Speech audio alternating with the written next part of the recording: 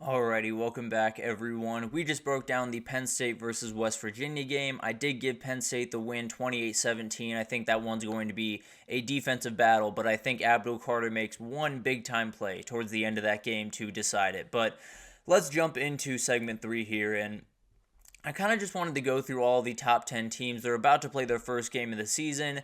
Just what do we need to see from all of these teams in against fairly inferior opponents? What do we need to see to feel confident as they head into the rest of their season? And a couple of them that play really big games in week 2. So let's jump into this real quick and let's start with Ohio State because it's about time. Ohio State has been the team that we've talked about ad nauseum throughout this offseason, and they're about to tee it up. At 3:30 on Saturday, they are teeing it up against Akron. Obviously not the big-time opponent that everyone wants to see against Ohio State in Week 1, but Ohio State favored by 48.5, the over-under at 58.5.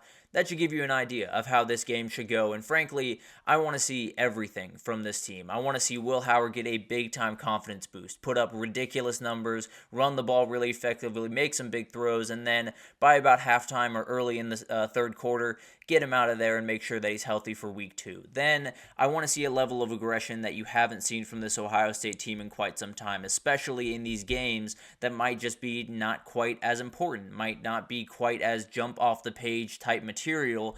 They still have to show that level of intensity. When you look at the elite teams over the last couple of years, Michigan and Georgia, every single game was the same level. Every single game from a defensive and offensive perspective was the same. They were going to run through you. They were going to beat you for 4 hours and then ask for you to quit, and you were going to quit. I promise you that. So that's going to be the goal for this Ohio State team. Make teams quit, and that's what they should be doing on Saturday. So I don't care if it's Akron. I don't care if it's Middle Tennessee State. I don't care if it's every FCS school or a high school.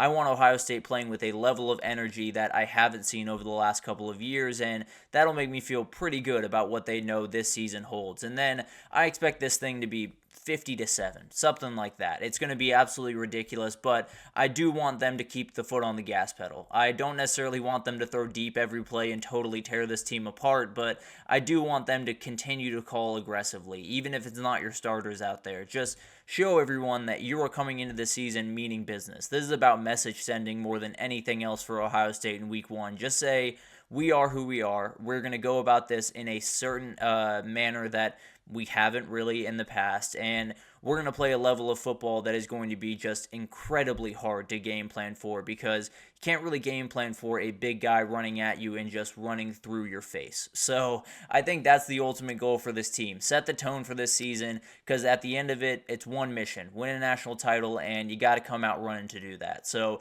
I expect them to totally roll over Akron, but I want to see some nuances in there that make me feel a little bit more confident about just the energy of this team as they head into this year.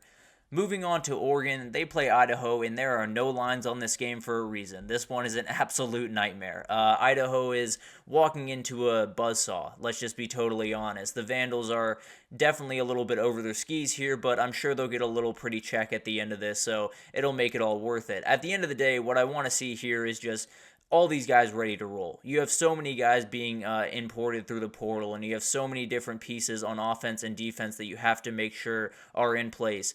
I just want to see them all come together. I want to see Dillon Gabriel be really efficient in this game. Jordan James and Noah Whittington get over 100 yards rushing. I want to see big plays from all the wide receivers that you have out there. And then it's Dante Moore time. And then you allow the backup to get in there, get some reps in case Dillon Gabriel, like he has in the past in his career, goes down with an injury and you have to make a play late in the season. So it's going to be interesting to watch this game. I think the focus for me is largely going to be on the defensive side of the ball. I feel really good about what that offense can do, but the defense largely portaled in guys. And the question isn't that can they make plays against Idaho. I feel very confident that they're going to be able to win this one and not give up a lot of points in the process, but are they playing as 11 people? Are they playing as 11 or are they playing as one 11 guys playing as one is the best way to put this, instead of 11 guys just playing on their own. Because that was a big time problem in the Florida State game where everything just looked like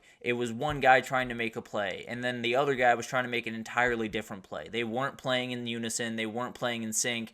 That's the thing that you need to figure out on defense, and then get the depth involved very, very early. Because when you talk about this defense, the depth is the big time issue for this team. There's no doubt about that. I think they very much need to build out that depth throughout the next little bit, and the only way really to do that is to make sure these guys get in-game reps. You get Idaho in the first week, it's the perfect time to get in-game reps before Boise State comes to town and starts to really go after you on offense. So it's going to be really interesting to watch this one. I think it's one of those that obviously you will likely skip over because Oregon will be up by a ton, but some of the nuances of that game could show us exactly how far along this Oregon team with a lot of portal pieces are as of right now. Moving on to Texas playing Colorado State, this one's going to be a little bit more fun. The over-under set at 60.5. Texas is favored by 32, so I don't expect necessarily a close game, but I do think this is a perfect opening game for Texas. I think when you look at the past two problems, or the problems from the past year, pass rush and pass defense, period, end of story. Those are the two things that held them back from likely winning a national title, and they both will be tested on Saturday.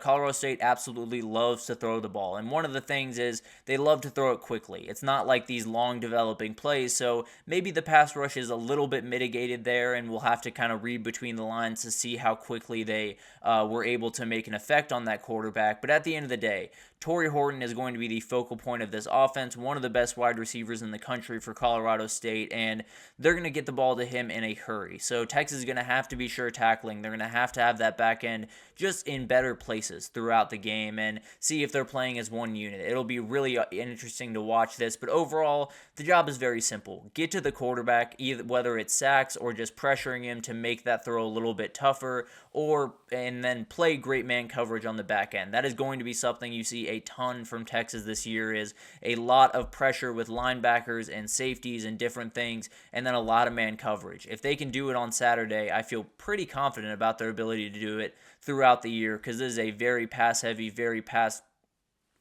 impressive passing team on the other side in Colorado State. And then 3, don't allow the big play. Don't allow Colorado State to get their feet under them, get confident. So keep a cap on everything, kind of like Miami against Florida. Keep everything in front of you. That's the ultimate goal. So we'll figure out, and it's relatively easy against this offense, but just to make sure they don't change this game on a dime, keep everything in front of you. And then in the offense, just let the boys cook. Get everyone involved, spread the ball around, dominate the run game, get Jaden Blue a really, really good day, and make sure that Quinn Ewers is throwing the ball around all over the place. And then at halftime, hit the showers, come back out in street clothes. That's the ultimate goal for this game, and I think at the end of the day, they feel pretty confident in their ability. They have so many different weapons out there, but you want to see pretty much all of them get their hands on the ball and just see what you have if you're Texas going into week 2, which is going to be a doozy up in Ann Arbor. Then we'll get into Alabama, and this one's a little bit interesting to me as well because I think a weakness for Alabama is going to be tested. Alabama's favored by 31.5, 32, depending on where you look right now. Over-under set at 59.5, and TJ Finley is going to be the starting quarterback on the other side of the field, and he has made 2 starts against Alabama throughout his career, I believe, when he was at Auburn for both of them, and took him to 4 overtimes in 2021. Now, the defense had a lot to do with that, no doubt about that, but a very talented kid that knows what it's like to step into that stadium. So it'll be really interesting to see what he can do. I think this is one of those games that Alabama has one glaring problem heading into the season. It's that back-end defense. It's very young, doesn't have the depth that you really want it to have.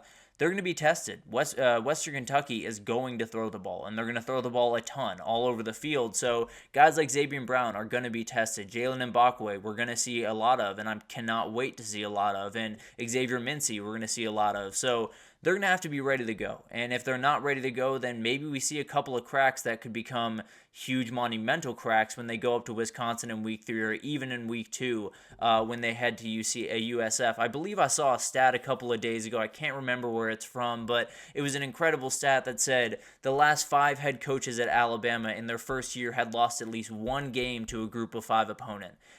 So this one could get sketchy. And then they have USF the next week. That one could get sketchy. So just something to keep in mind over the first couple of weeks for Alabama, that maybe they drop one of these. If history tells us anything, they might just drop one of these games that they are not supposed to drop by any means. Moving on, Ole Miss at Furman. Again, another one that has no lines. Again, another one that should have no lines because no one is picking Furman. I'm being totally honest with you. So this one is plainly and simply about dominating defensively, flexing your muscles offensively. Show that this portal group, kind of like what I was talking about with Oregon, make sure they're playing as one unit. Make sure it's not 11 guys trying to put 11 different things on tape for NFL scouts. Make sure that is a one unit that is working in unison, because if you can do that throughout this entire season, you're going to be hard-pressed to find a defense that has more talent and more ability than Ole Miss. So it's going to be really awesome to watch this game. And then offensively, I think it should just be the run game in this one. The O-line is the big-time worry I have in this game, and the best way to get them in on a season is just have them bowl over people for 4 quarters. Just have them totally dominate the line of scrimmage, which they very well should be able to do in this game, and then get rolling on in the pass game, whether it's Jackson Dart and all these weapons around, or playing around with some different things. At the end of the day, it's likely going to be pretty vanilla in the pass game, but I think the run game, if we see a really dominant force on that offensive line, you feel at least a little bit more confident in what this Ole Miss team can do this upcoming year. And then Michigan has the toughest one. There's no doubt about that. They kick off against Fresno State at Saturday at 7:30 p.m. They are favored by 21 points in this game. 45.5 is the over/under, and this one's going to be really interesting. There's no doubt about that. Michigan coming in being the center of the news cycle with all of the Connor Stallion stuff and everything crazy like that. Also, if you're looking for a review of that documentary, I'm probably not going to give it to you. Maybe I'll give a little mini one tomorrow. I'm kind of sick of talking about it, if I'm being totally honest with you, and I think that documentary was a little ridiculous. But I'll leave it at that for the time being. Maybe I'll give you guys a little bit more tomorrow. But at the end of the day, there are a ton of questions as you head into this season for this team, a ton of changes, and Fresno State has become one of the most consistent products in college football, all the way back to when Jeff Tedford showed up the first time around there. So definitely a huge team, and going to be a little bit of a battle for Michigan. Mikey Keene is the quarterback over there for the Bulldogs, and this guy can definitely cause some problems. He is a pocket passer, which could make things a little bit easier for this Michigan defense, but at the end of the day, it could be a player that you look up around halftime of this game, and Mikey Keene is keeping Fresno State in this game for just a little bit longer than you wanted to. The Michigan defense is the thing that I really just want to get an idea of how this thing is going to run. Wink Martindale, obviously a fantastic football mind. I think Jayshon Barham is the guy that I just cannot wait to watch, because when they got him, it was downright special, and the reports from camp have been downright special. So I cannot wait to see what he can do. And then the biggest thing is get Alex Orji in a rhythm. That's the number one goal of this game. Make sure he has a groove in this offense, because you're walking into a game next week against Texas where they took advantage of a guy that was not fully ready for his offense and was not fully comfortable in his offense in week 2 last year, and it could be the same fate for Alex Orji if they are not careful. So it's really about making sure that Alex Orji walks out of this game with his head held high, feeling very confident about what he did and his ability to run this offense. That is the ultimate goal on Saturday. And then make sure that you win it, because this one might get a little bit closer than some people might expect. So it's going to be a really, really fun week for all of those teams. I think